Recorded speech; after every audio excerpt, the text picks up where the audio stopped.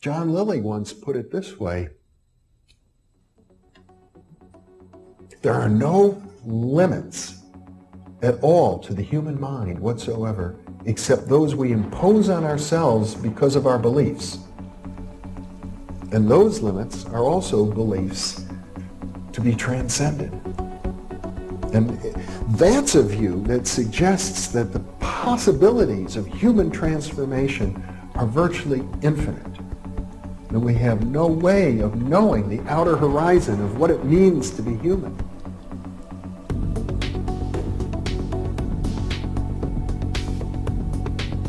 And really, to understand all this, everything, you have to go very, very deep into a study of history, consciousness, neurophysiology, everything.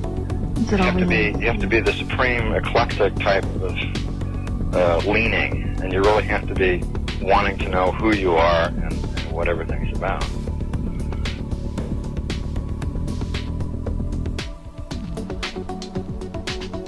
And the thing that you'll find when you go to sacred sites, if you're very humble about it, is that you are on a personal journey, and the sacred site will respond to you in a way that is appropriate only to you.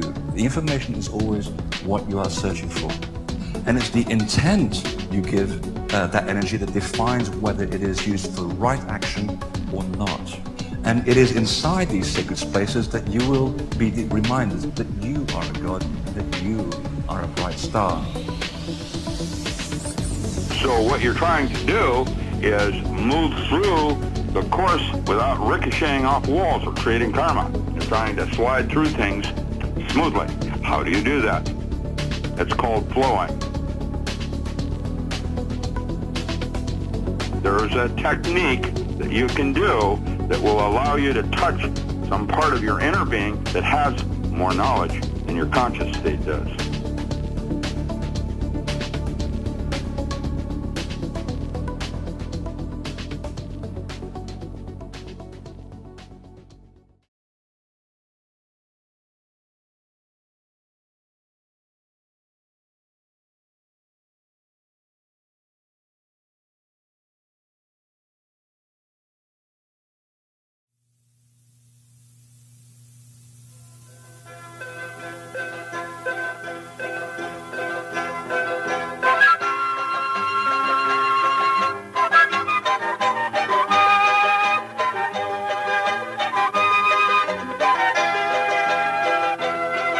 Good morning and welcome to New Heaven, New Earth. Last year we did a program with Itzhak Bentov, a Boston-based researcher into the relationship between consciousness and the cosmos, and based upon a book which he wrote called Stalking the Wild Pendulum.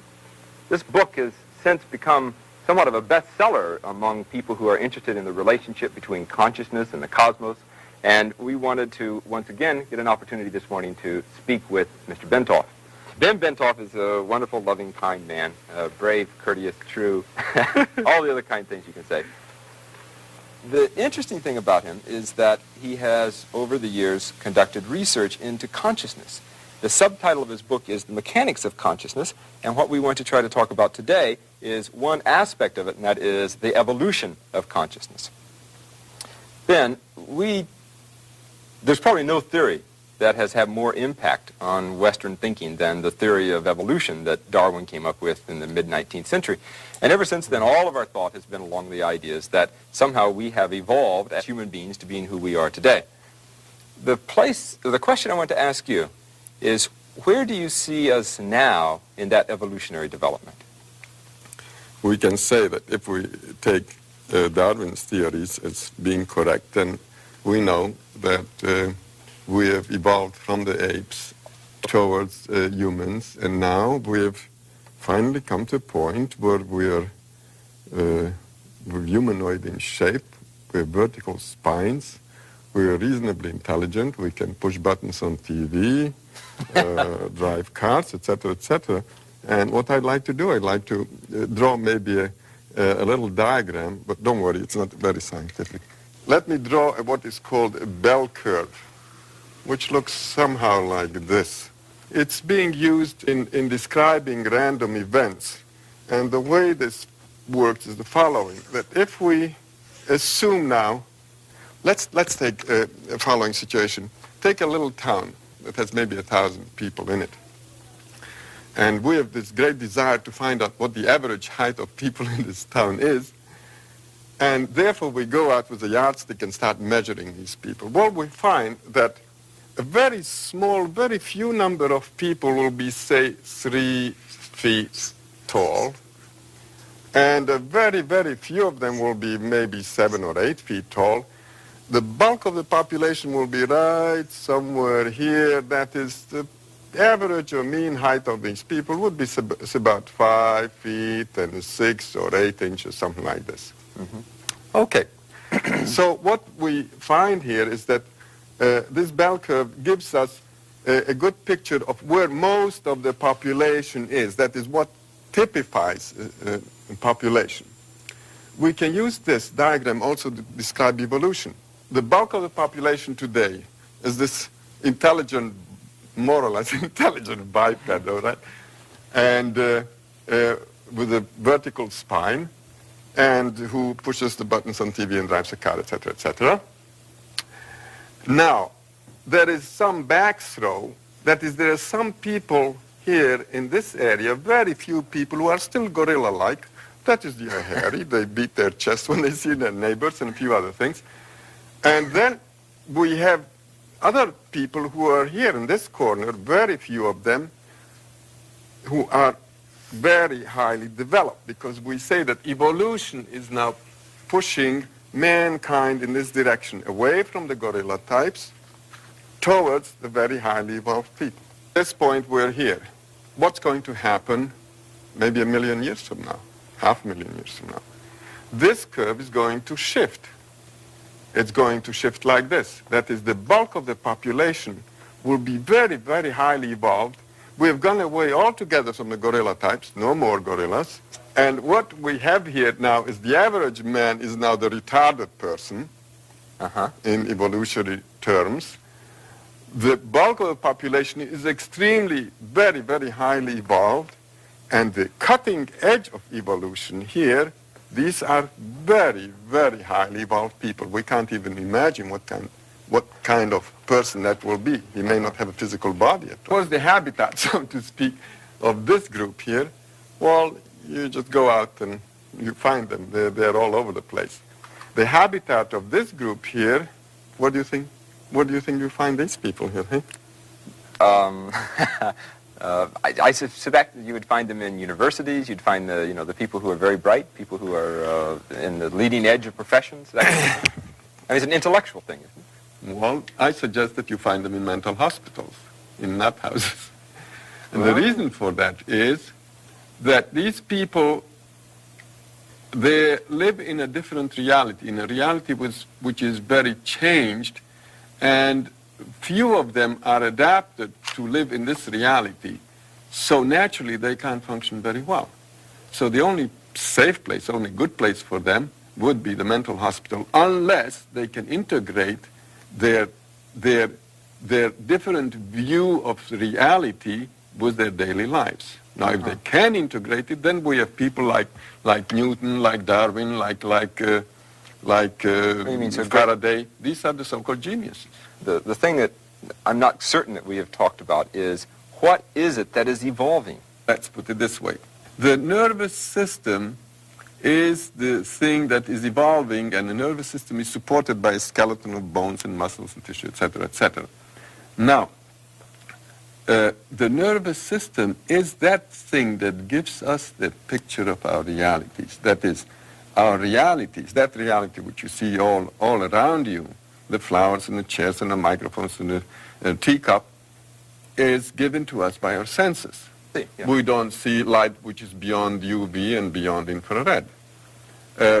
We hear only a limited scale of vibrations, like, for instance, we hear anywhere from 52 to 20,000 maximum. In other words, all our senses are limited.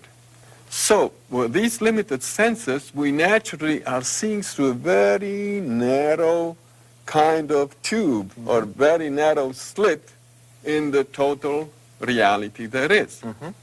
Now, as you're evolving, what happens is that slit opens up more and more and more. So you see more and more of that reality, and we assume that we see different realities. They're not very different realities, but rather a very extended, broad view of one very large reality. The Bible mentions maybe 4 to 6 colors maximum.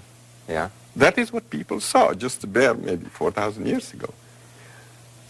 Nowadays, we see hundreds and thousands of colors. That is, our visual system has evolved. Our fellow mammals, like cows and horses, see only black and white. So this is one example of the evolution of the nervous system.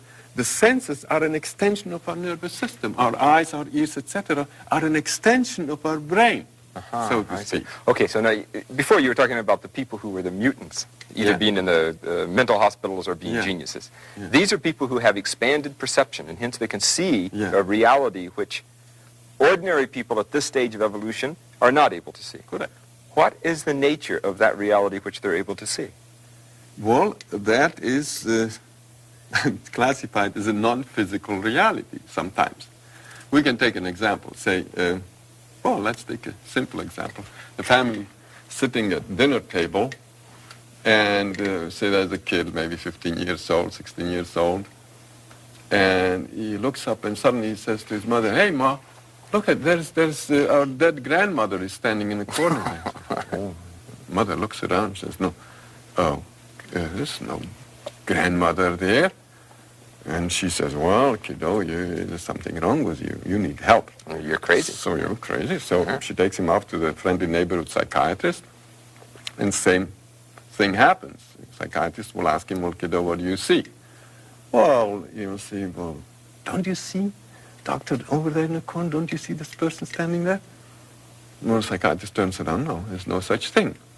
Well, and then psychiatrist says, "Oh, young fella, you're in troubles," and then he writes out a little prescription for a little Thorazine or electroshock or whatever, and pretty soon, in a matter of 2 weeks, kid is back in shape, very normal. No longer sees the No longer sees anything. Yeah.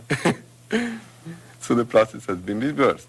This is called a psychotic episode or acute schizophrenic break or whatever it is. And what you would say is that there's a good chance that that kid is seen.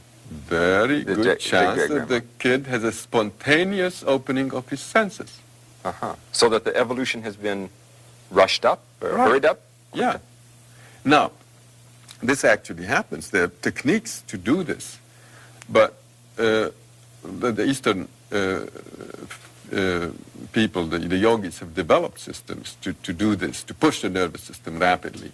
But it happens very often spontaneously without someone trying to do anything about it, and just happens. And then, naturally, in the olden days, these kinds of things used to be called miracles. Yeah. And nowadays, there's no more miracles.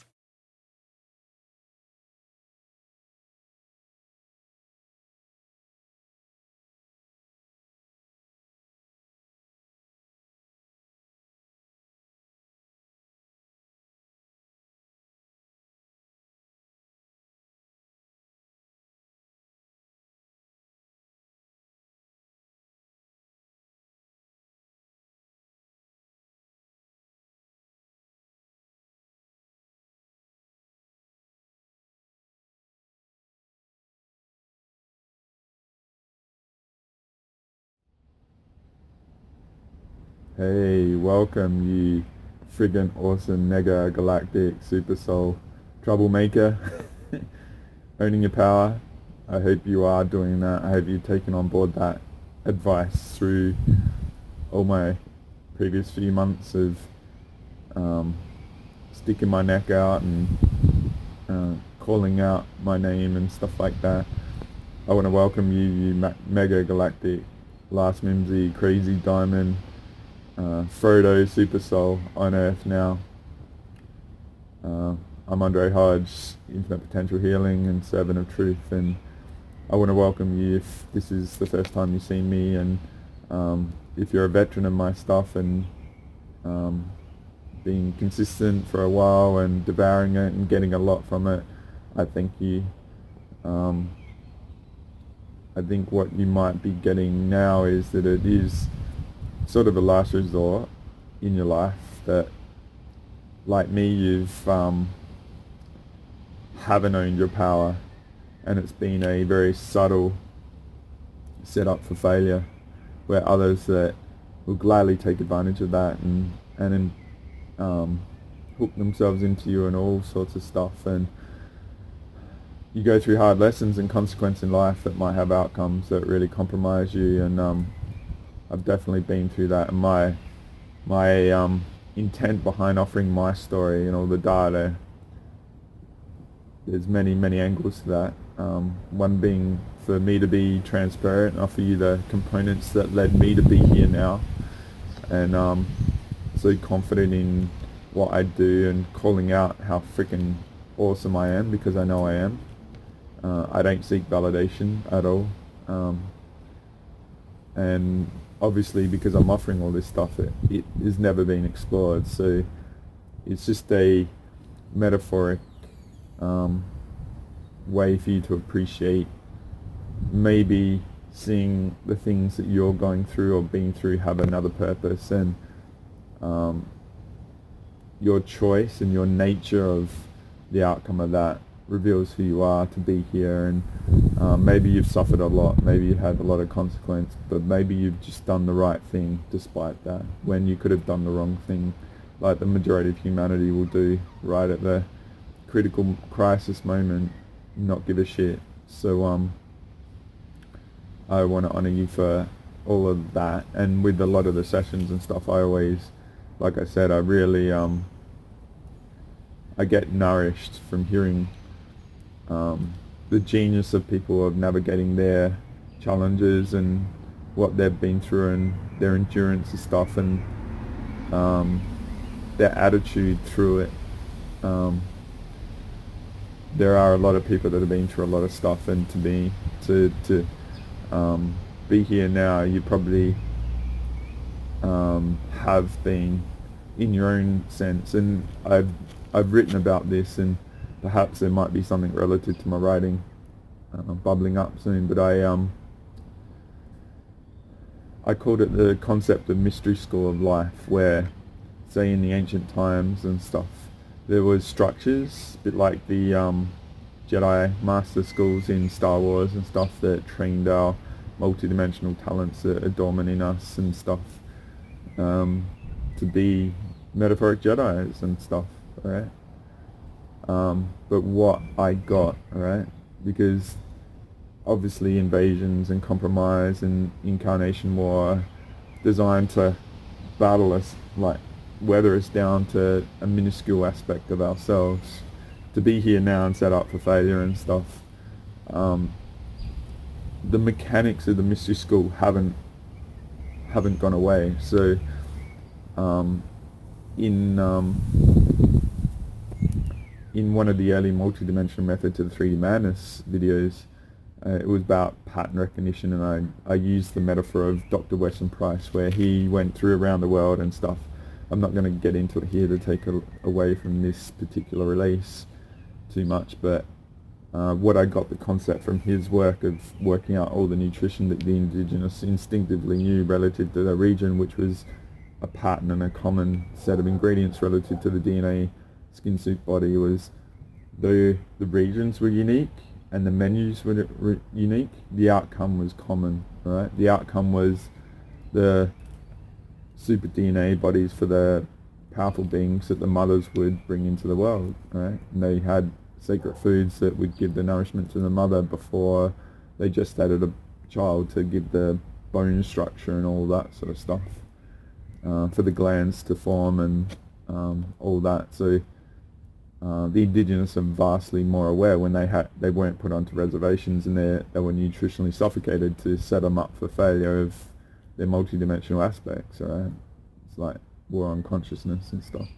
So what I'm just dropping here is that my attitude, what I've found and what I appreciate through the patterns of people's journeys, is the metaphoric mystery school of life is still going, and the events that we individually go through are tailored for us, which are probably chosen through our before we pre-incarnated and stuff, and soul contracted go through and stuff. So the metaphor mystery school of life is that the menu is unique for the individual, but the outcome is common. The outcome is your freaking galactic mega soul awareness in the unawareness realm, to be right here on top of your game when everything is vulnerable and people are falling apart, and the escalation of craziness. It's like go time sort of activation, like the sentinel is being triggered, and the awareness is expanding, the instincts are sharper. You're willing to not go into fight and flight, you're anchoring the energy and stuff like that. So one of the sort of shifts I've gone through, I feel that with a lot of people, so just use me as a metaphor of that, and I'm going to explain a lot of things in this release, which I'm going to call Galactic Special Forces Part 9, Next Level Compassion, or the responsibility of awareness, and ambushes and stuff like that. I was gonna call it Sucks to Be Aware, because you know, if you have purpose, and like I've said about the Galactic Special Forces, the metaphor for me, I was a late bloomer, awakener through a situation in Sydney. I'll just show you a bit of an overview. I did a bit of a diagram to help explain sort of stuff. So if it's relative to events in my life, and you might want to do one for yourself and just see what you've accomplished and stuff. So I'll just show you the image quick.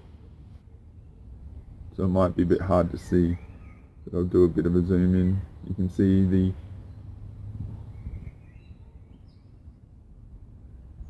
dates and events, because I'm going to incorporate quite a few of these and stuff relative to between my awakening, returning to Adelaide in 2010 and 2015.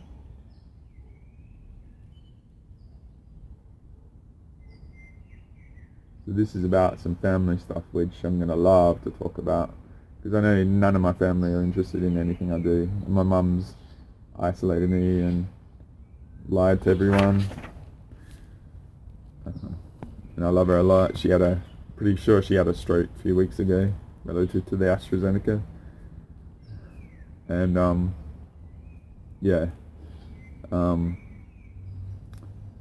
PMF is an interesting technology, and I might be showing a video relative to PMF technology.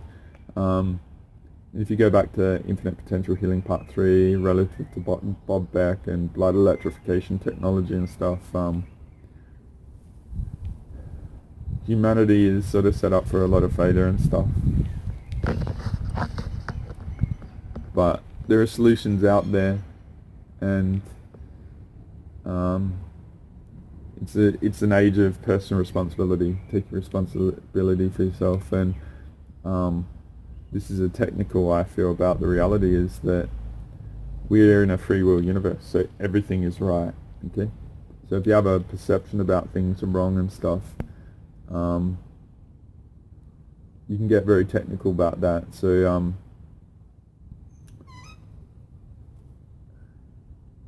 you just, out of that, it's about choosing what's right for you. Right? And leading by example. You don't have to accommodate people and stuff like that. The emotional mastery sort of series that I'll get into, and there'll be more in that. I just want to break that up. It's to me, my emotional mastery is core to my power and defense and protecting myself and all that. And people have opinions, and but unfortunately I feel a lot of people are compromised even to the parasympathetic level, and that's why you give them information and they react. It's like there's dormant programs that are there to defend them, to hold them in a perspective, and they don't have the life force in them to overcome implants and blocks and all that sort of stuff. So it's a time to be very spiritually selfish and take you to the next level, because maybe your frequency and you will be a beacon for those that are seeking a match to that and stuff, right? So this is what I'm going to call Galactic Special Forces Part 9, Next Level Compassion. And I'm going to go through a lot. I'm going to maybe sound like I'm pissed off and all that sort of stuff.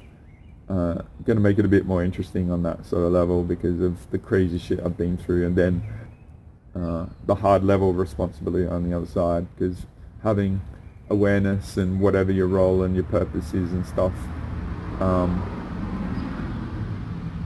at the end of the day, that's what it's about, and honoring that, and the details about the 3D and stuff. Sometimes you just have to be the bigger person and take the hits and walk away of the craziness that people justify, alright? But yeah, this is going to be pretty cool. This is a pretty epic experience I had, and it will be a really awesome teaching, because I think this sort of stuff is going to be more consistent for this type of audience that finds me. So you're not going to get validation. You're going to be the apex of those around you. You're going to be a peerless peer. You're going to be thorough on healing, meditation, and all the foundational components. I'm not aiming for the entry-level person with my stuff, but I'm aiming to help that level of being get up to speed ASAP.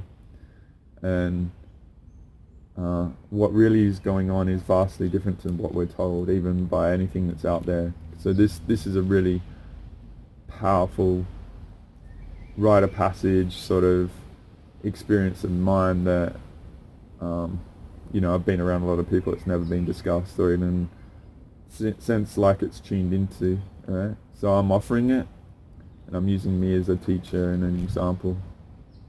So when I showed you my image, I'll bring it back up quick. So my awakening happened mid 2008. My ex-girlfriend was suicidal, and that activated me. And then it was on like Donkey Kong for me. I feel like I was very aware in the control rooms, and then it was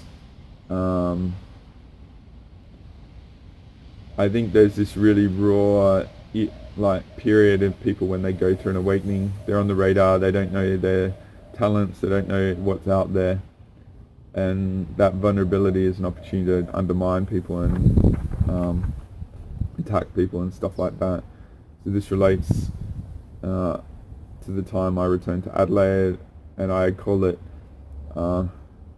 leaving the fire and entering the frying pan, literally, because I went in and my brother asked me help for a situation he was in, that very wealthy cousin that my mum had supported over decades had got him into. He was an what's called Star Force police officer. It's like a SWAT team level, and his business partner, mate, who they went through the whole thing together. They were very alpha male, imposing their will, had many businesses and many houses, very, very wealthy. And my brother has never had any support or interest from the family, and it was like has had a lot of problems. He had my ex-sister-in-law who was an orphan with epilepsy. He rescued her, and she was destroying him and stuff like that. So yeah, two alpha male greedy people that were totally entangled with the system. And this is where I understand from the full stream time law imposing on the reality criminal sort of shit, because these two people were entangled with that. They hooked my brother in, alright?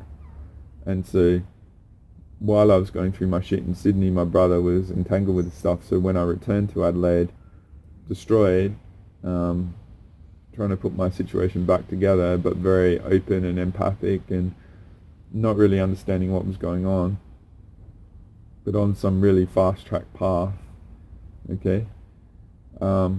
He asked for help, and I was really getting into my currency trading. I'd come back to Adelaide with a plan.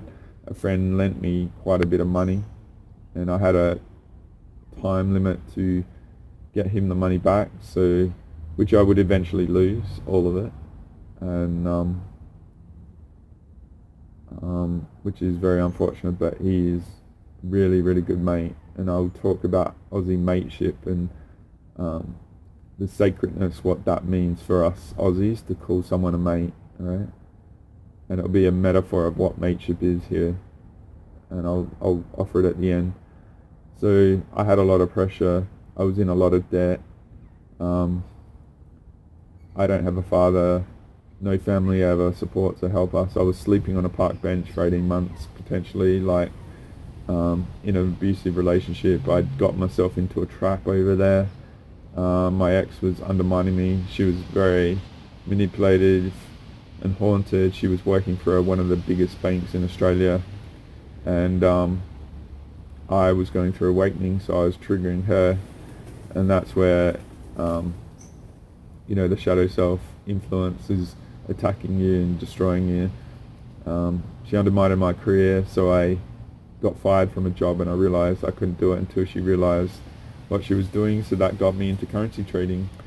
So I used the pressure of the reality to find another way. All right, it's very interesting what you can extract out of yourself when the pressure's on, like your genius kicks in and stuff like that. So everything was on the line, and then I had my awakening. So I was in Sydney, and I had four Borders bookstores the size of football fields within a couple of train stop ride from me. So I would devouring books, and that's where I found Danny and Brinkley when she was suicidal, which took me to a whole new level. And I realized there's no point retaliating in people that are doing bad shit to you. Just walk away, and they will have to face themselves in their life with you and stuff like that, which I think was a very, very advanced teaching at the stage, but it was very, very like, say if you get, like my ex, for instance, she fell, and there's an indicator that she decided to sue the building where she fell and stuff, and was looking to get me involved after I left her. And it was just like, she didn't give a shit about me, but when it came to money, that's all she cared about, right? And I did not engage in that. I didn't want to get entangled in the court system, even though I was in a lot of trouble and stuff, right? I felt that entanglement in the court system, playing the victim, which I'm going to do a false victim state, and society rewards the victim sort of emotional mastery teaching, which will be very, very good. I felt like it was an energetic trap to get entangled with that, and with her, how she was to me.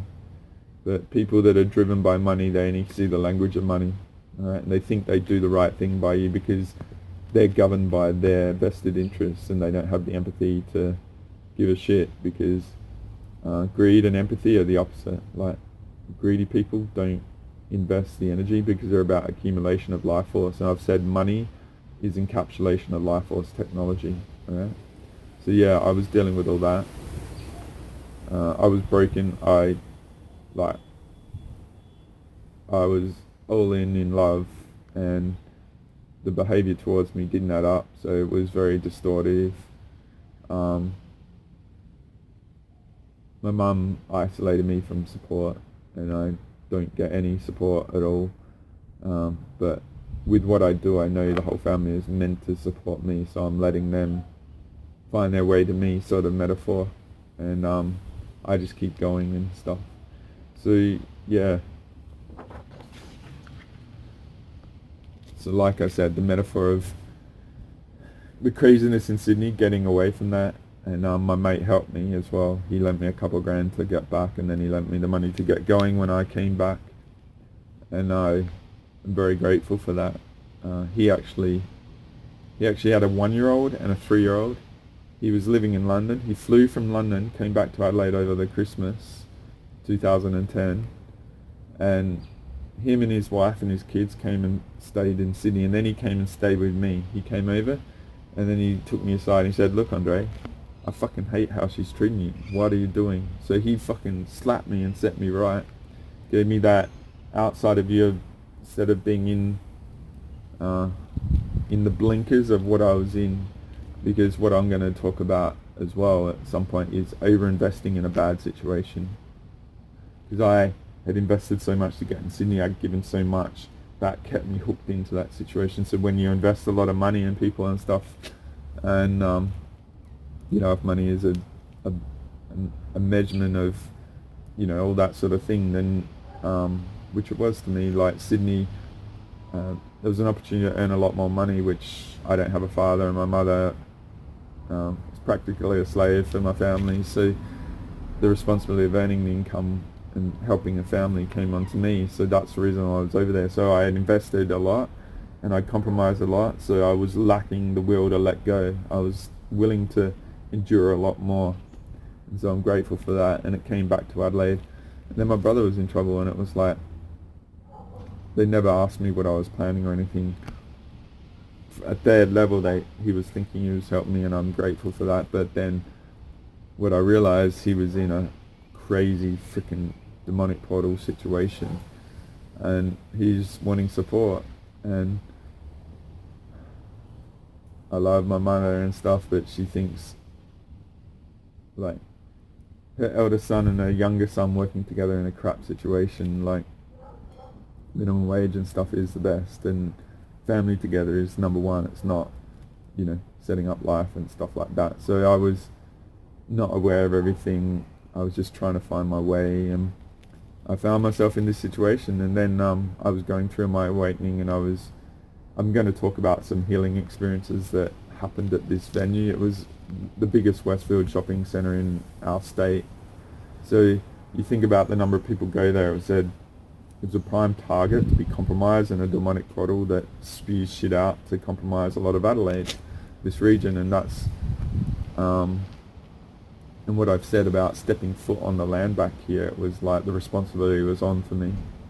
And I've done a lot of really amazing healings that I don't even fucking know what I've done. It was just in the moment, whatever codes I've done, and I'm going to share a lot about that. So what I'm sort of setting up is a lot that was going on, and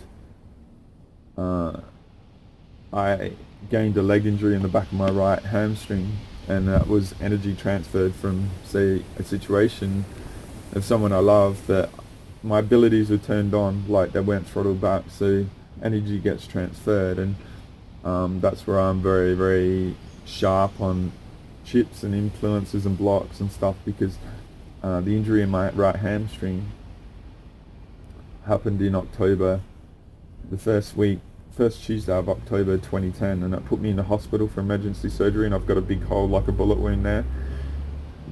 So I had to go under the cutting knife to clear out this big blood blister sort of wound that opened up, and it was very, very bad. So I had to go into surgery, and I had a big hole in my leg, and I had to have nurses come to my house for 3 months putting gauze in and repatching it and stuff like that. I was on Oxycontin for a little bit, so I'm very familiar with that energy. It really messes you up. It's called endone over here, just a small amount, 5 milligrams, and that was just like crazy. Not that I ever get addicted to those sort of things or shy away from pain, but it was interesting experience in itself. And I also was on a lot of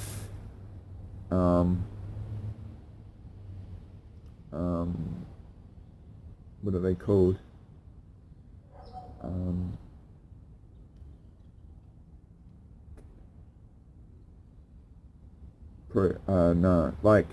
Penicillin sort of stuff. I forget what the name is, blocked. But yeah, I had allergic reaction to that. I got like this red rash all over my body, and I think that really affected my gut. Alright. So yeah, I was hammered. I was walking 5 kilometers a day, and working in a kitchen is like it's like battle. It's like going to gym every hour. It's like an hour of gym, and I was doing a lot of hours and stuff. So a lot went on. And then my brother and his wife, she got pregnant unexpectedly right at the same time of my leg injury. Right?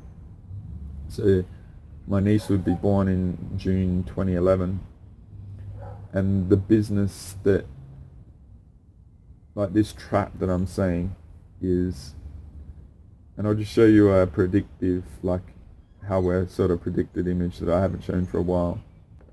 So I've shown this for a while. And the multidimensional aspect, this is appreciating our predictability sort of thing. So we've got the ups and downs, that's our life, right? And say the system can predict powerful moments for you, and it can send ambushes to frack you up, right?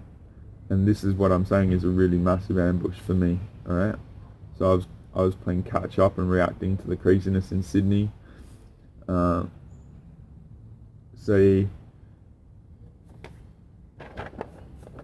this is the awakening, like this is returning from Sydney. Things were going a bit better, then some stuff happened, destroyed me, my leg injury, and I recovered. It took a lot out of me. And then these two ex-police officers that bullied my brother into this trap and just destroyed him. So what I realized is my brother's been destroyed, so I'm supporting my brother in this environment, still thinking all the best for family and stuff, trying to do the right thing. It's beyond money and all that. Then the business gets run into the ground by this predator creature that because my brother had been bullied and shattered by family, didn't trust anyone. So the one being that he was finding support for, which was this creature that was destroying the business sort of thing, ran it into the ground, used the division between my brother and my cousins and stuff to create a wedge and isolate my brother and use him to do a lot of damage and stuff. The demonic portal was just playing everyone like a harp, and I was in there. I remember one day on a full moon, I just got hammered in my third eye, like just after starting a shift on a Saturday, and I got like a migraine. It was attacking my third eye, and I just had to get home and get like codeine and just knock myself out for 3 days. That sort of shit was going on, and so it was like when I was a threat, the venue would smash me, and then it would smash everyone around me, and by April 2014 the business was in a lot of trouble. This guy had run it into the ground. Everyone was being played with. I feel very strongly that my cousin was being used to create all this stuff, and I'll get into the compassion level at the end. My brother had worked for 2 years, and in Australia you get, if you're full-time in a business, you get 4 weeks off holiday annual, right? And so what had happened is an unexpected pregnancy was due. My sister-in-law, she was epileptic, which I've said in other videos was basically a demon, and her stress and all that triggered her epilepsy. So in this city, when you have epilepsy twice, I think you lose your license and stuff. So she needed a lot of support. She was an orphan. Her foster family never contributed, and my mother was still working and stuff. So a lot of the support fell on me. So in April 2011, the business went bust. My brother was brewing to take time off for when the child was born. Alright? And he lost 2 years of pay, which was about $10,000, alright? Right at the childbirth. My sister-in-law's family never contributed. So I was having to take her to the doctors, like a neurologist, relative to her epilepsy. My mum was still working and taking care of her brothers, and then my mother would also later in August get cataract surgery on top of everything. During all this time, the Greek financial crisis was going on in Europe, and the markets were crazy. There's a really cool series out there called Devils, which is a banker documentary series that's really phenomenal. It was released last year, and it's all about the 2011 financial situation in Europe and stuff, and what all the big banks were doing. It's like a, yeah, it's really epic. It's like Billions but serious, and this guy is really excellent banker, and just, yeah, all the craziness that was going on and the logic of the banking system. It'll be a powerful teaching for you. So my brother needed financial support, I was being destroyed. I was energetically destroyed from recovering from my surgery, plus working in this demonic portal where a lot of the other staff had quit.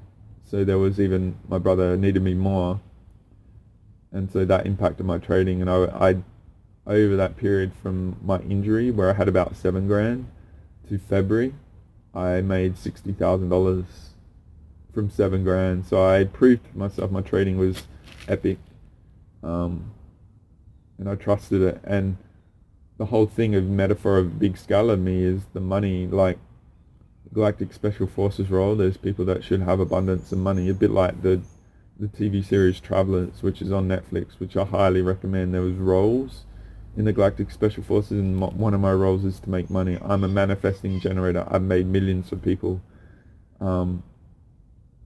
I turned businesses around. I was an IT consultant. I can go into businesses, and I got into stock trading because to help with my understanding of good businesses, but also recognize that I had a wisdom from being inside businesses and instinctively knowing how to turn things around. My role in IT was an engineer to go and fix and solve problems, and then I would refer opportunities back to salespeople that were the betterment of the business and help them and improve them. The salespeople would be driven by making money and quotas and then get their commissions and stuff. My interest was making sure the business wasn't ripped off, having an awesome relationship with the clients, and them developing their trust and stuff. So yeah, I make a lot of money for a lot of people, and I know it. I just move on, sort of thing. I made millions for people, right? So yeah, so it was like you get to points, right? Like I said, we have choice points, and I'll just show you a choice point metaphor now. So say this is an example of choice points, and say the scenario around your life is perceived, and so things are inserted, right? And then you've got to make choices, and they have consequence. So the system is waiting for the consequence to smash you and put you out of the game, sort of thing. So one thing I've always found with choice points, like I said about the lawyer situation, the court system with my ex, is to be able to sense traps, right? Ambushes. And like I said, John Wick metaphor in the past, and that is sometimes the 3D reality will be used against you. So if you're driven by greed, like a lot of people are, even though they don't say it, they lack the will to let go of money. And what I've found is walking away from opportunities to make money when it could have been an easy path have been the thing I feel that's kept me alive, right? If I was greedy and driven by money, they would be the biggest ambush, right? And traps and entanglements. Walking away, you've got choice points, sort of thing. So if greed is one of your choice points, because all you know is attachment to the energy of money, easiest path possible, then there could be consequences that the unknown is waiting and brewing. So when people's lives are on the matter and you're potentially the last resort, it's perhaps a clarity. I'm a martyr, and I've got a character flaw that I will choose life over money all the time. Because the thing at the end of the day is regret is something I freaking hate. Regret is like a scenario that you can control the outcome and avoid. I have to live with myself, alright? And I'm very comfortable with myself. But the choices I made, even though the hardships I've had to experience, I've employed the hardships to motivate me. And like I said in the last video about there's a purity in the survival mode. Everything matters. There's ultimate motivation. And when you're comfortable and you've got abundance, the comfort can breed complacency.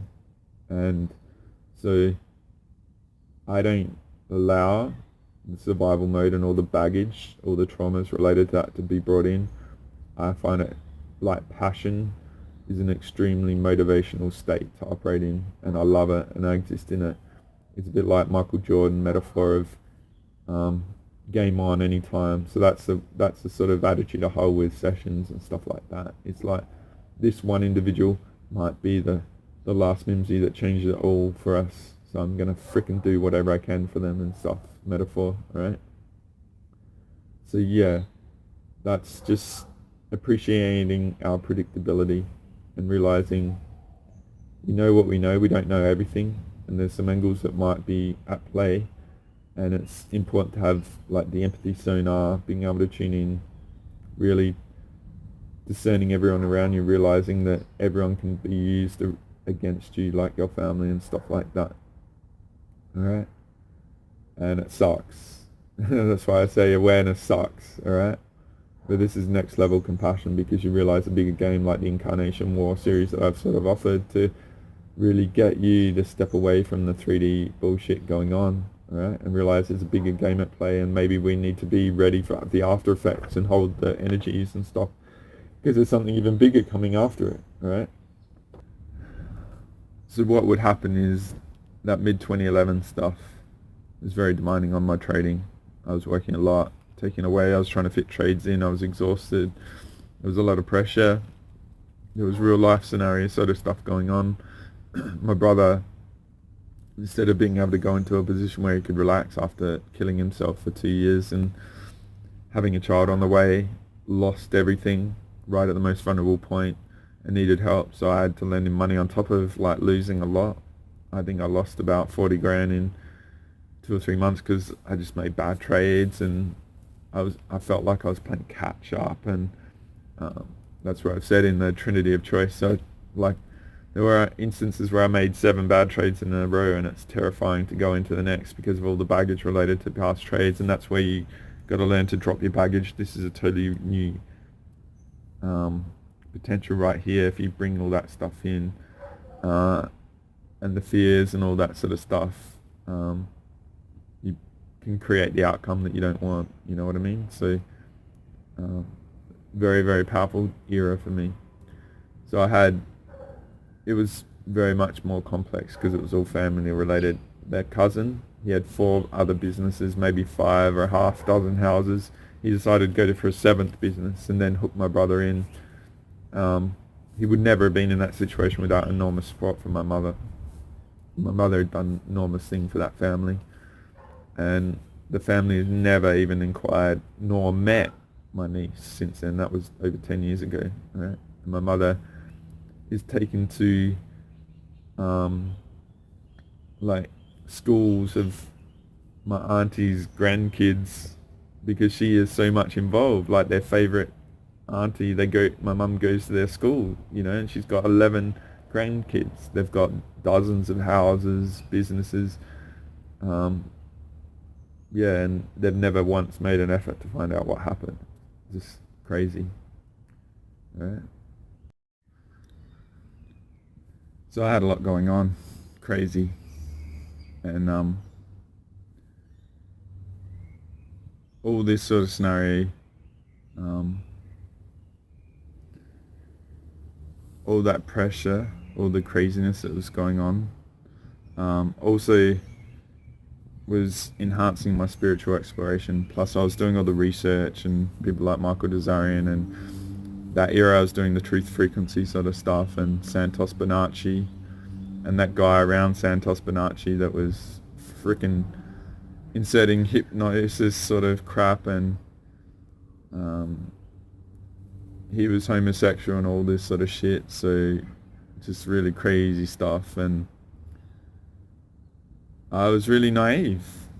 I thought people had your best interests at heart, family and all that. You know, there were things bigger than money, you know what I mean? Like life and making sure everyone's okay. And like I said, the metaphor of family are the ones that are there when times are bad for you, alright? So like I said, that mate stuff, and I realized like a lot of stuff around me didn't add up, and like I've said in the past, it's I didn't realize lying was going on and stuff like that, right? So I was just in it. It didn't add up. I was reacting to crisis and trying not to, because of all the smashing, my self-worth was down and stuff, and you can you can get those sort of things beaten out of you over consistent crises and wearing down, and you just want to eke out an existence and just like breathe, literally have air.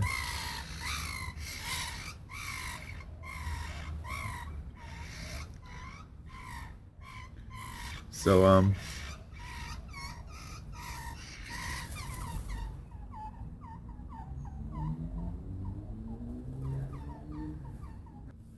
I'll show you that main image again, alright? Just to give you a reference. So the spiritual exploration was kicking at the same time, meditation and healing and all that sort of stuff. After the surgery and all this sort of thing, and that was, like I said about the Denny and Brinkley thing, I had a main variable in me of not causing shit for people despite the scenario I was in, despite what they were creating for me.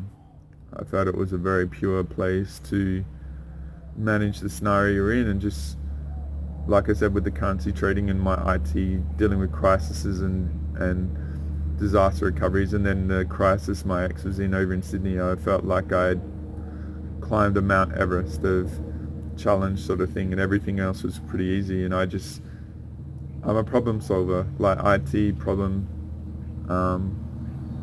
resolution and stuff, and I just used it as a self-sufficiency sort of thing and stuff, and I never thought things would escalate how much it escalated and that. And yeah, then I realized I was in traps, and there was consequence, and there was no measure of the consequence, nor had anyone invested the energy to understand my scenario and all the variables I had at play, let alone be able to offer solutions. And you realize how lonely you are. So I'm saying all this because you might have assumptions about people around you and stuff, and maybe you're a genius like most of the Galactic Special Forces people are, like their ability to multitask and have multiple variables in their algorithm and pattern recognition and stuff goes far beyond anyone else. Your ability to maintain yourself and all these sort of components that I'm talking about myself in many of the videos and stuff, your nature is that as well, right? So you've probably been through this. It might be really powerful to sort of do a diagram of this of your life and realize how amazing you actually are and what you've been able to endure, and you don't know how epic what you've been through is compared to other people. And that's where I love listening to people, and that's where when I have to be very careful, because I mention ambushes and stuff. When I do so much for people in sessions and so much changes, I can have ambush scenarios set up with interacting with people before a session. Like one happened not too long ago when I had a session starting at 2:30 a.m. and I was trying to work out how to whether to be awake or whether to rest before, and I went for a walk to a supermarket, and there was a being with an entity just that I brushed past, and I picked up an entity and stuff, and I had to clear myself before this session and stuff. So those sort of ambushes happen all the time. Your predictability is always in the 3D like this, right? You can be seen up here and seeing what missions like Ayers Rock and stuff, oh, we'll smash him here and stuff, alright? So all this was going on with me, alright? All this stuff, and it got to the point where the spiritual people I was helping, and I actually helped a mate who was poisoned by lead, and I feel that was the last straw. Like I actually prevented a very, very bad outcome for them. But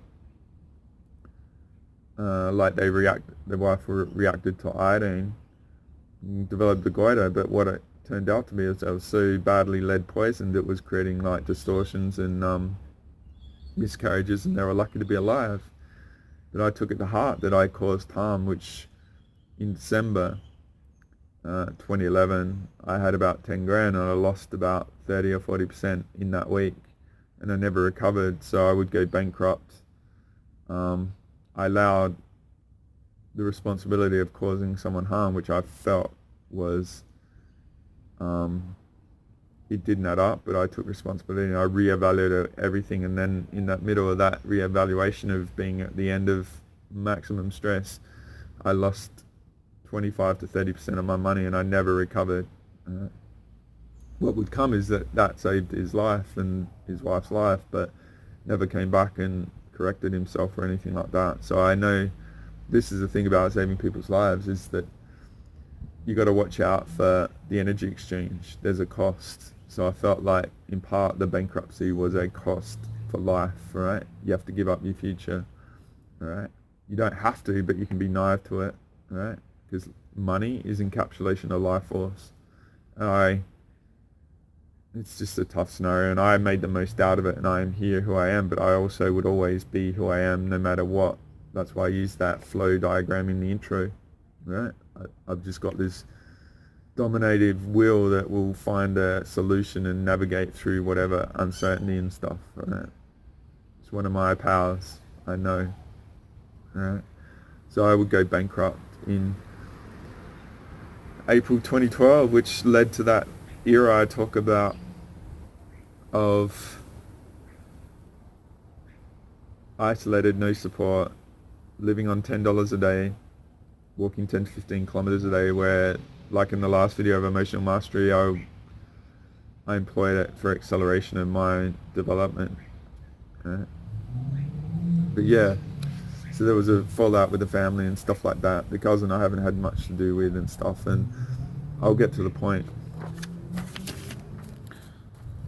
Because this is about compassion to the next level, and you realize, fuck, it's like, you got to be the bigger being, because you have a role that's bigger than 3D, white picket fences and all that sort of stuff, and we're in Galactic Special Forces game on mode, right? And this is a really cool story. So if you're here, and you made it to here, this is where I have personal experience about the criminality, the invasion, like colonization and sending the thing to the negative dream time sort of stuff, right?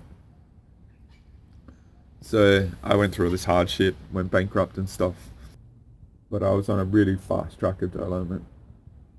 As I've said in the past, on a train ride to my meditation, October 2013, I realized that there was no one, it was just an appreciation of how epic things are, how few their allies are, how few they're willing to commit to that sort of level and get through their shit and still not be undeterred in my pursuit and stuff like that. I was always wanting to expand, right? Constant, perpetual expansion, right? And development, realizing there's so much you don't know. It's like relentlessness, right? So I accepted my role, whatever it was, I committed to it on that train ride. And my meditation leader said, you've got a choice, and I said, I've actually made it. So in part, that's the responsibility for the region and stuff, which led to the womb chakra sort of stuff late 2015 when Nikki came, and like Nikki's nickname for me is Cinderella, because all I do for the family, because my mum is an anchor point for the family, and she's off making sure they're all good, and she brings all their stuff to me and clears on me, and I make sure she's okay, and then she goes off in that that pursuit of hers to make sure her brother's families are better taken care of, because that's what her mother did, imposed on her. It was a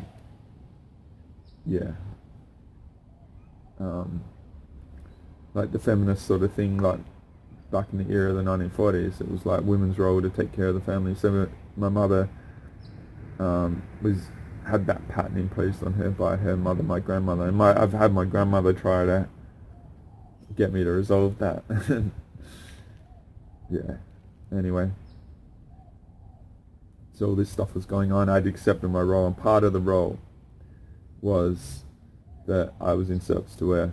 like I said about my sensitivity and not knowing what was going on, it took me many years to realize, and doing extensive healing that I've done, to realize, holy shit, a lot of this stuff isn't me. You'd go into hermit mode and you'd feel good, you go out to public, you feel like shit. Go amongst people, you feel like shit, and you pick up stuff and you think, oh, I've got all this shadow stuff, I've got to clear it. So I'd go to a healer and clear, and it would be like, yeah, okay, just repeated patterns. So, and then one day I realized I was walking past this tram stop with these people there, and I'd been in hermit mode, and I was in my walkabout, the era I talked about relative to the Emotional Mastery Part 1, and I walked past the tram stop and I picked up all the stuff, and I realized, holy shit, I'm picking up stuff from other people. So then I talked about the reference in Part 5 and 6 of Multidimensional Method to the 3D Madness. Part 5 and 6 is Sanctuary Space, so you have a sanctuary where you can disarm and you can feel your truth and stuff, and then you can anchor yourself into the sanctuary space state, alright, and tune back into that and anchor your field so you aren't compromised.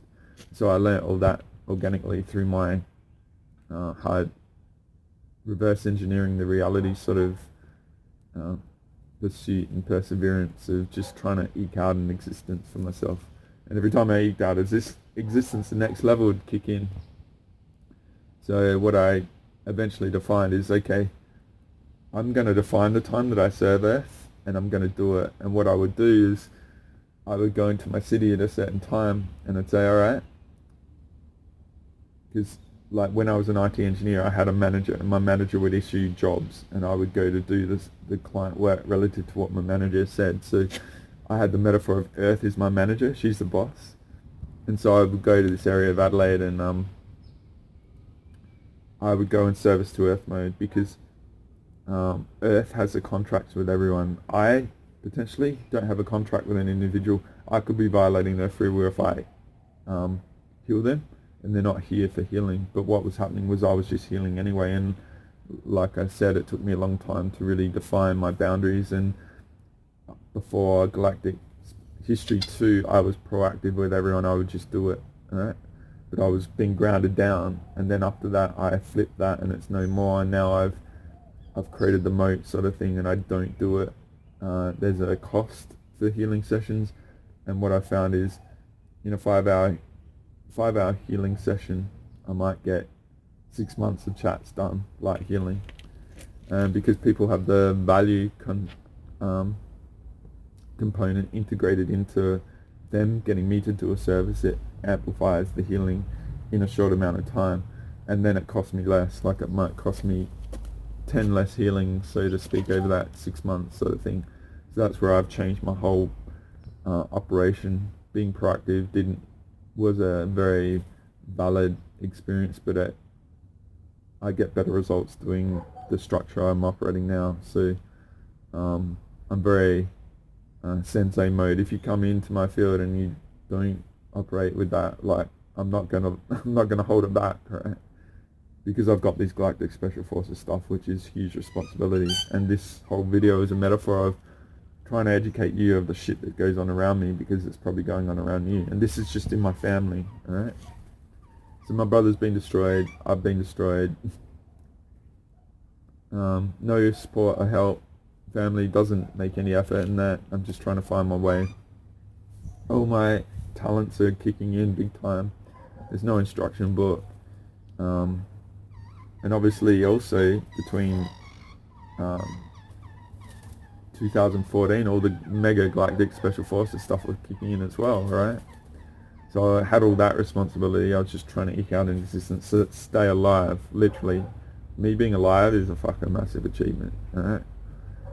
And I don't play that down, but it's just like, who can perceive it? You know what I mean? That's why I feel very fortunate that people I interact with, because they tune into my love because of what I did to my ex and stuff, and I would never knowingly compromise someone for personal gain. It's just such a ridiculously dumb move with all this responsibility, because I don't want to give the system a crack in my defense to go after me, alright? So yeah, I would go into service to Earth mode and define my boundaries and stuff, and found the max of servicing Earth, but also what I could handle and stuff. So if I go back to that image again, so yeah, the 2011 sort of 2012 stuff, and I've got that cousin, GSF9, alright? So how is this for irony? One of my days that I choose randomly to go and do service to Earth mode, what I would do is I'd say, Earths, I'm just going to walk this path. If you want me to clear them, put them in my path, alright? So August 14th, 2015. Lo and behold, I ran into my cousin. Hadn't seen him and all this sort of stuff, alright? And he was happy to see me and stuff. And I have to play dumb with this stuff. People aren't willing to handle it.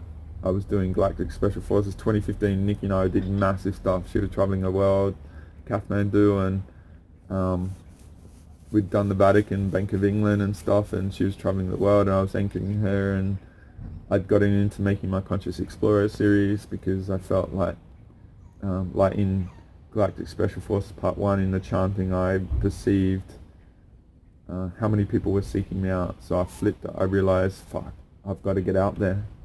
Like, the reality and people out there are needing me as a component in their circuit of potential. So all that was going on. Been doing meditation and stuff for a long time, and I'd done a lot of mentoring and anchoring of people and helping them get through their shit. And as I said, like, a lot of people turn on me, like, because they get to their barrier of what they're not willing to deal with, and then you're the threat to them potentially resolving stuff. So the defense kicks in and stuff, and that's what it is, right? So I ran into my cousin. Crazy. And so I shook his hand, just said g'day. He was with his new partner and stuff like that. Just crossed paths. He was actually quite out of it. He was like I said, he was a high level police, Star Force, dealt with a lot of shit, alright? And seen the worst of society, alright? Like, seriously, like predator beings and soul shards of the 15 and all that sort of stuff. I have no doubt, but they don't have the context for it. He'd actually had a lot of negative stuff happen after that event, and it's complicated. I'm not going to get into it, but this is the thing, alright? So I shook hands, just said politely, hey, how's it going and stuff, and just had a chat. I was in my zone, meditative stuff, and this is the thing about handshakes, and I don't touch people. I don't like to be touched, alright?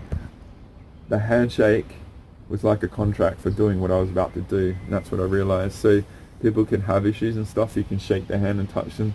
It can mean a contract agreement, alright? So I don't let people in my field, let alone be touched and stuff. So it's very complicated for me, because even though I don't really have the multi-dimensional, I've got knowingness, and this is the other stuff that kicks in all the time, and this is a powerful experience for me that validated me, alright? And no one's ever talked about it. What happened, I'm pretty sure it was straight after that night, I went into dream time.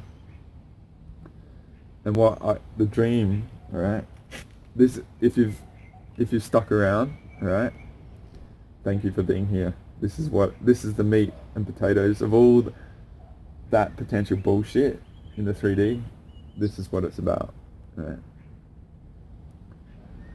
I was brought into a dream, and I was just like, weird. And I was like in a military craft, right? And it's more like the ones from Captain, the second Captain America movie, where they're in those little military crafts that they fly around in and stuff. It could be like a C-17 or a C-130, like Hercules. And it was either between 22 or 30, like special forces operatives, like military. They're all in black, in helmets and stuff. They're all sitting there like this, out of it. Imagine two sides of the plane. So half is on that side, half is on the side, and I'm like I've come into one of the bodies, right? So I'm like, what the fuck?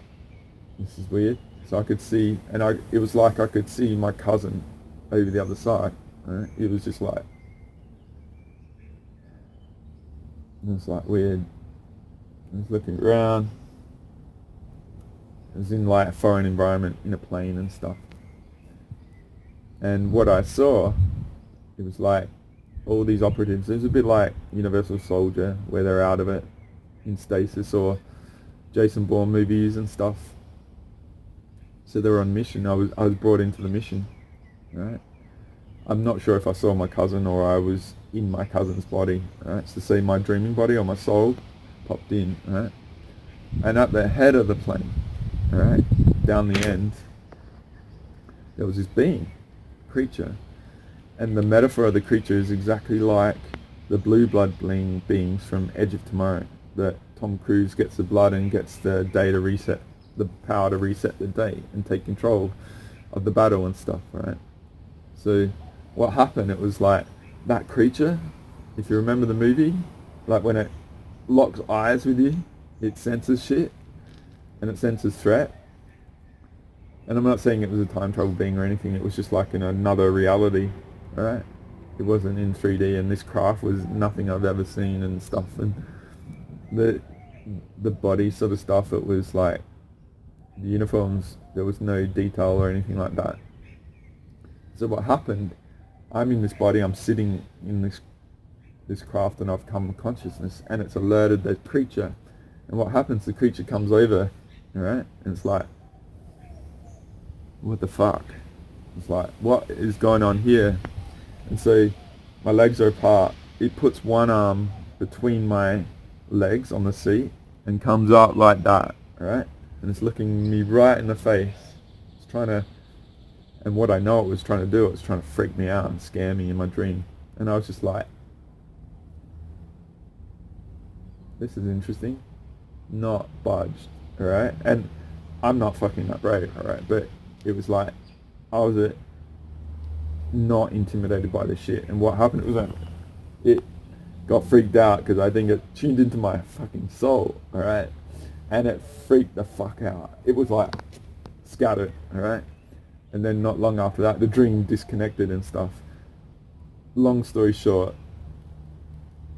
it had been infiltrated by me, alright? The contract meant I was having to go to do work in my dream time, whether it was in an astral or multi-dimensional.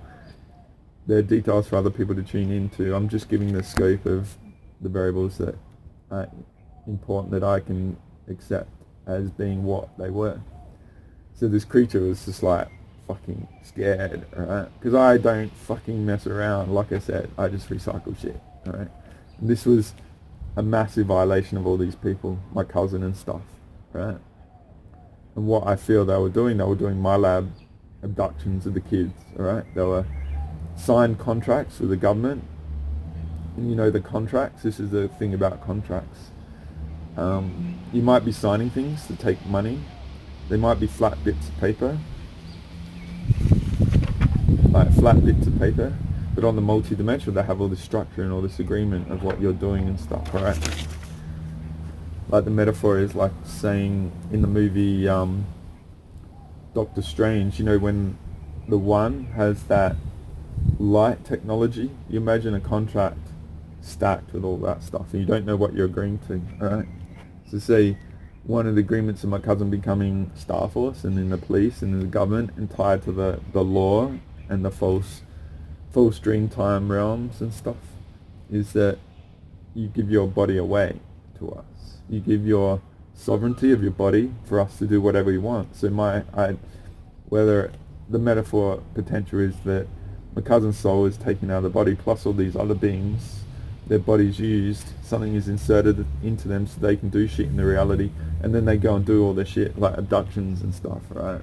My labs, military abductions of the kids and stuff. And I've had conversation with Sean Bond, and for a metaphor of what I've been through in 1993, he said between 5 and 6 a.m. I had 4 abductions, 3 good and 1 bad, alright? Because the 1 bad was checking what the good did to my DNA and stuff like that. So this shit goes on different eras and all that sort of stuff. So this is what I know I did for my cousin as well, is by disconnecting from that. And what happened is the being like freaked out, and it disconnected all the contracts, it freed all the people from it. So I actually did like a Special Forces Dreamtime mission to rescue the bodies of these beings that were entangled with this. So the whole operation was cancelled, null and void, nothing to track back to whatever. The being was so shit scared about me, alright, it fucking ended all the contracts. And the metaphor, I know what I've done for my cousin in that contract and going to do that mission. He was meant to, like, they get used, they get sucked dry, and their bodies become useless, and then they die early, alright? And so I know by disconnecting from that, I've given him 18 years of life, and probably all the others, alright? They were meant to die at a certain age, they've got 18 years of life force back from being used in that, because they put all the karma into the body, and like they're used as a tool and all that. So my life has been destroyed, and all this stuff I've had to go through and stuff. And then irony is I gotten to the level of being like regional, anchor and guardian of the region and stuff, and the person that contributed a lot to causing a lot of shit in my family is the person that I'm actually there to help, alright? So that's where awareness sucks, alright? But the next level of compassion, because then it was like, these beings, they have no idea what they're involved in. He was just used as a puppet, and his mate as a ambush for me to be destroyed when I came back from Sydney, and totally put me out of the game and prevent all the Galactic Special Forces stuff. Alright? I know it. Alright? This is the sort of shit that I've been through. And so the irony, the person that destroyed me, in the reality I had to rescue and give that to. So that's where I'm talking the next level of compassion. Alright? And it sucks. But there's bigger things, alright? And like, say, doing something like that, you get extra bonuses and gifts and all that sort of stuff. There's rewards. Like, say, a lot of people that I've known over the years have trusted me because, like I say, I wear my victories on my psychic sleeve, and they're there to be tuned into, and people honestly have the ability to sense you and read you better than you even think. Like, if you think you can be inauthentic and have a facade and stuff and people can't see, a lot of people might they'll just tune in. It's like, nah, we're never even going to meet, sort of shit. So these are the sort of qualities that I'm sort of encouraging to live by when society would never have any value for it, because there's another level of appreciation that goes on. Like I said, the infinite potential healing, the gifts are on the other side and stuff. So this was a huge thing. And then the irony is, I told my mum what I did, and she just like flipped out. It was like, it broke her reality, and she attacked me. So I did all this amazing shit, and then she fucking attacked me. So it's like, you can't fucking win. You just have to own you and operate at a higher level. So I know I did an amazing thing, alright? Amazing.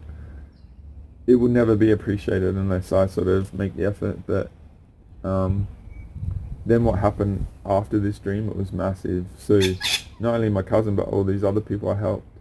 I had another dream, and I ran into him, and it was like dreaming with his soul, and he had cafes and stuff, and there was a huge fallout for him in life and what happened, and that he was obviously used as a tool and didn't know it, and governed by greed and stuff, because he had like 4 businesses, and this was the 5th one that he went for, and had all these houses and shit. Totally governed by greed, as that family is. Never made any effort and stuff. But in the follow-up dream after it, when he was clear, so I went and did this mission, and then I had another dream, and he was there in one of his coffee shops, and he couldn't look me in the eyes and stuff like that in the dream, because what I felt was he had great deep soul shame for what happened, and even though he'd been in all that he'd been through in the family, a lot of people might not have the ability to communicate or express themselves or know how to handle those sort of things when, you know, they know they have consequence and they can't face it and stuff. So don't underestimate your emotional genius to be able to appreciate all the angles you do about people, let alone the empathy sonar, tuning into other people and stuff. So yeah, this was like it was just like, fuck. You do all the amazing shit, you suffer and all that, and know everyone else benefits, and awareness freaking sucks, right? It does. But then it's also like you go through these and you do this stuff, it will never be appreciated, never be comprehended. But you just have to internalize it as a enormous soul achievement, and owning your power and self-acceptance, and just like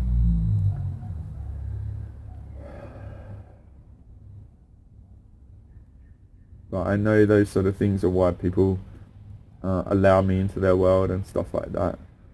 And yeah, it's really, it was a really powerful sort of thing that I feel privileged to have done and been a part of. And whether it's bullshit, whether it's just a false reality, so be it. Who cares? I know it wasn't. I know it was that significant, because this is the self-acceptance and owning your power. It's like there is fucking no one else, right? And you're the last resort, and you are the last Mimsy. Those sort of shit. I know I've been in a lot of people's streams and stuff like that, and I fucking don't know what's going on half the time. I'm just trying to like wake up, feel not fucking tired and shit, alright? So the reason I share this with you is that if you're at this sort of appreciation level and you've done all the things, you could be feeling how you're feeling because you're doing that sort of stuff. You don't even know it. Like a lot of the times my dream time is not offered to me. I'm just, you know, just trying to navigate my life and stuff like that, and just share what experiences I've had in the hope to prevent people going through a lot of hardship. So that's a pretty epic experience and stuff, and I hope you get something from it. It's been a big event in my life, and like a concoction of variables all that have had major impact in making my life harder and stuff. And I don't feel like I'm where I'm meant to be. Like the money, like the trading and stuff, I was like I said in Travelers series, like one of the special forces beings in that, they would generate a lot of the financial resources to help for the missions and pay for them. And I'm like probably a few of you, like very selfless when it comes to money and very generous and stuff. And I use generosity as a discernment as well. You give people what they want with a lot of effortlessness and easiness, so their truth can be revealed by how they behave after it, and their appreciation of it and stuff, and what they do, because then you can identify vested interest and stuff. So yeah, this is just a personal, very deep, challenging experience that I've never had anyone come close to even healing and stuff like that. I've just had to accept it, move on, and that's where I am in healing. It's funny, like I'm an information guy, I want to know everything, but in the healings I can't be attached to any sort of variable. I have to move on. If I'm feeling an implant or a chip or whatever, I just clear it and move on, because the next thing will come and the next thing will come. And if I'm bogged down in that past one, it can like burn into my body, like I said with my back of my leg, putting me in hospital. So that's where I sound a bit harsh with how I am, but I don't want to fucking go to hospital again and be beaten up and then in a trap, you know. It won't happen, but I'm just not allowing it. So my bark is for my defense and stuff. And because yeah, lately I've like with Angela Miller had a private conversation that I've shared to a few of the hardcore people, as I have shared some pretty epic stuff this week. I hope you guys are enjoying that and gaining a lot from it. I'm doing pranic healings on the whole friggin' planet now. So I just clear up, and I'm like, Hollow Earth is another aspect and stuff that I'm focusing on as well, and that's what's been bubbling up, like the Defenders of Earth and stuff. So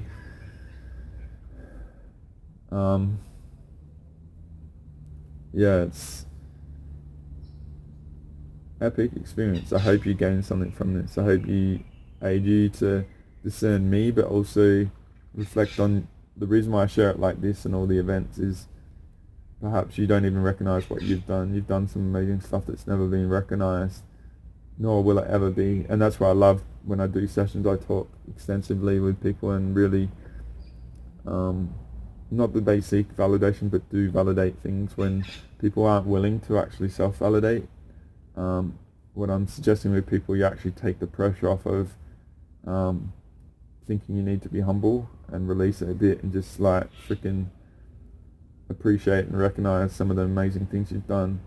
Your nature is to be humble like lead dust, right? You can give yourself relief on that and be proactive on the self-acceptance, right? Like say this sort of stuff, if I was like, people aren't recognizing it, I'm not getting any external validation. It mustn't have been shit. I have to self-validate because few people can even comprehend, and the epic beings that I've been in around that time didn't even give a shit. They were more focused on their own stuff and that. So yeah, don't see it as a negative of having to, as a last resort, validate yourself. It is own it time, own it, and see what happens, what gets revealed in the infinite potential in the next levels if you do. Alright, so be very measured on where you invest your life force. Like being humble, you might go into martyrdom and stuff like that a bit too much and go into lack. It's very, very technical and those sort of things. And the consistent thing I know with the people that seek me out, and probably a lot of you are the same, is that your nature has defined you to be here in a match to me and what you get from this. So yeah, perhaps this weekend is time to really self-accept yourself at another level, because be open to the infinite and what is in the unknown. What happens if you actually do accept yourself and there is all this stuff going? Maybe Earth is looking to delegate roles to you and stuff like that. I know she is. I know humanity's in a lot of trouble. And just going to end this with some funny stuff, right? So I hope you gain something from that, right? If you discern me and it's a load of bullshit, fine, alright? Like play that angle, it's all cool. Thank you for being here. I hope you're going well. I know in America this is a pretty special weekend, and you know, a lot of values are being destroyed and perceptions and stuff, but the Western culture at the moment has been constantly destroyed from the inside out to soften us up for what's going on, and it's bullshit. And really enjoy the simple things and appreciate things, and if you're close to your family, then do that and honor them for all their journey and use your empathy sonar. And maybe they're going through a hard time and you got the responsibility of awareness for helping them through it and giving them compassionate appreciation and validation, and relate to them at a new level. Like, but also don't compromise yourself for people trying to impose their views on you. You're probably right. As Richard Robert Beck said in Infinite Potential Healing Part 3, that 85% of people have a death wish, and trust me, a lot of people aren't going to want to be here with how things unfold, but I believe in the human spirit and the conscious explorer and the galactic special forces out there, and your power to endure and step up. And if you're finding you're being activated now, then awesome. I do suggest being thorough and clearing and looking for leaving no stone unturned. So I'm available, but I'm not going to rescue people and stuff. I'm being generous with a few people in different areas of the world because I know their scenario and stuff, but I appreciate all those that have sought me out and valued me, and it's an amazing time to be alive in the unawareness realm. We're on the other side of sort of peak falsehood, I believe, I feel, and owning your truth and being authentic and stuff will be the greatest ally. It's the most energy efficient way to exist. So I thank you for being that, if you are a match to that, and I'm a match to that for you. And if you get something from me, awesome. If you don't, fine. But best of luck. We are the ones the universe has been waiting for. We have enormous untapped resources and potentials, and so use that challenge and the hardship of the reality to let that diamond potential reveal itself in the pressures. So I honor you for finding me, I honor you for what you've been through, and I thank you for finding me and for me to be a part of your journey, however much it's been. And lots of love. Take it a step at a time. Don't think too far ahead. Keep all your options open, and engage your emotional mastery and redirect that life force to your potential and your body and your nourishment.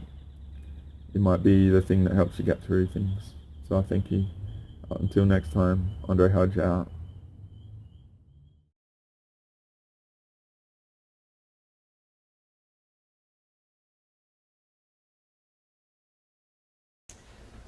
So the study of psychic phenomena starts with experience. It all starts with human experience. If people didn't report these things, there would be nothing to talk about.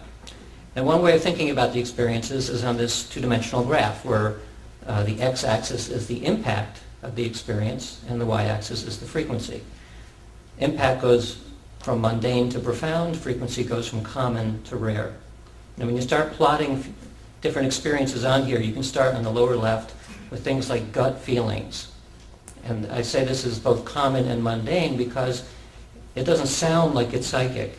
But if you put it in the right context, if you ask somebody, for example, have you ever driven down the road 1,000 times, but today you just get a bad feeling about a certain corner. And so you approach that corner and you slow down and a truck goes through a red light. And you realize then that your unconscious sense of something not right may have saved your life. Well, that's a gut feeling. Any audience, believers, skeptics, you name it, if you pose the question correctly, you will find that 80% of the audience has had some kind of gut feeling like that. So we've done experiments to see whether gut feelings include a psychic component or not by actually measuring the electrogastrogram, which is the electrophysiology of the gut itself. And we found that it did involve some psychic, or actually, I should say, it involved information that was not reachable by the ordinary senses, let's put it that way. So you had things like gut feelings, the feeling of being stared at, telepathy, distant knowing, distant healing, premonitions, creative insight, religious epiphanies, the oceanic feeling, and somewhere at the top, mystical union. Who reports these things? At the bottom left, everybody reports this. When you start going up, you start giving labels like healer, intuitive, geniuses and prodigies, and at the very tip top, people like Francis of Assisi, Hildegard of Bingen. So what's the commonality is what I call the noetic spectrum. We're talking about a spectrum here which involves a direct, unmediated gaining of information that somehow does not involve the ordinary senses. And I would claim that this actually is a continuous spectrum. We don't ordinarily think of it in those terms, but in fact, all the way up and down the spectrum, we're always talking about something to do with unmediated acquisition of knowledge. These are some of the characters I just mentioned, including Ramanujan, the mathematical genius, who felt that his theorems, his mathematical theorems, which are still studied today, and there are even journals devoted to his theorems, he got from a Hindu goddess who spoke them to him, and he simply wrote them down.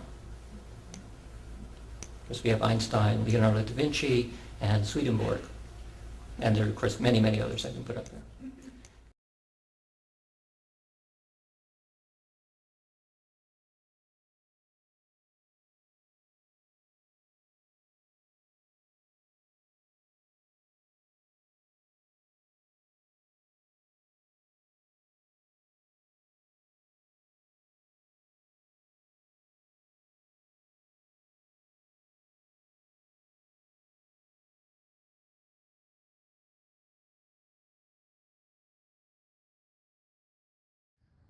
So everything I've done, like the Galactic Special Forces, all that, it's in the algorithm of my Akashic record and my frequency of my DNA and all that sort of stuff. So it's there. So it's like I'm a codex of codes and stuff. So whatever code the individual needs, they get, sort of thing.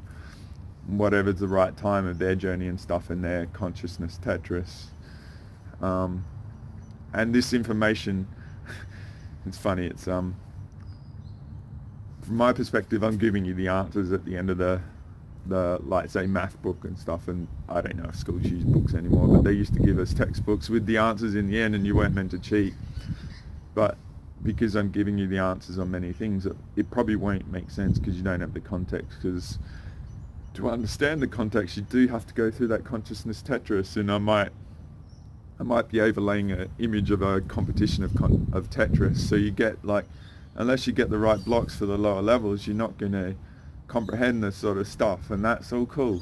Trust me, the discovery process is awesome here. All right, it's one of the gifts we have in this unawareness realm, and that. So I love that journey of discovery. It's such a gift to get new realizations, and you get that level clear, and then you see things from a totally different perspective, and I love that shift that you get, especially when you're wrong. All right.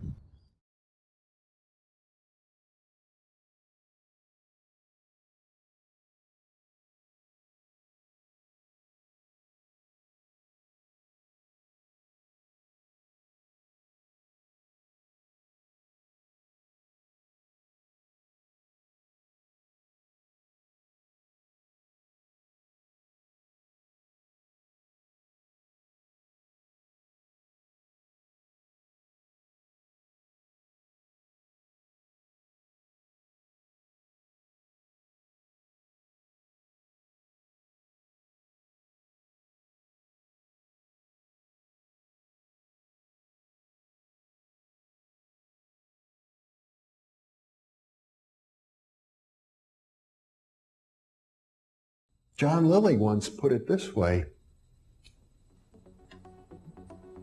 there are no limits at all to the human mind whatsoever, except those we impose on ourselves because of our beliefs.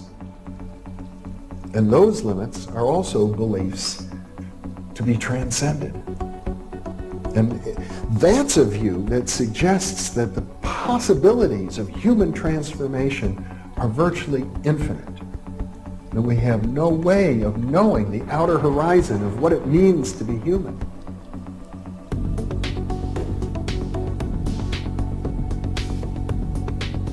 And really, to understand all this, everything, you have to go very, very deep into a study of history, consciousness, neurophysiology, everything.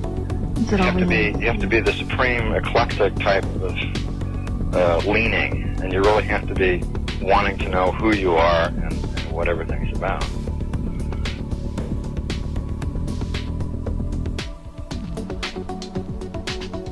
And the thing that you'll find when you go to sacred sites, if you're very humble about it, is that you are on a personal journey, and the sacred site will respond to you in a way that is appropriate only to you.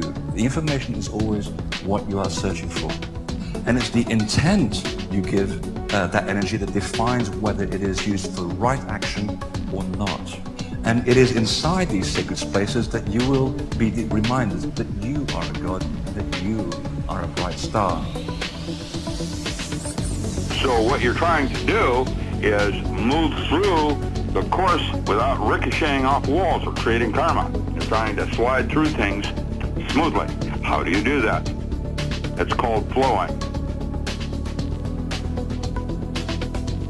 There's a technique that you can do that will allow you to touch some part of your inner being that has more knowledge than your conscious state does.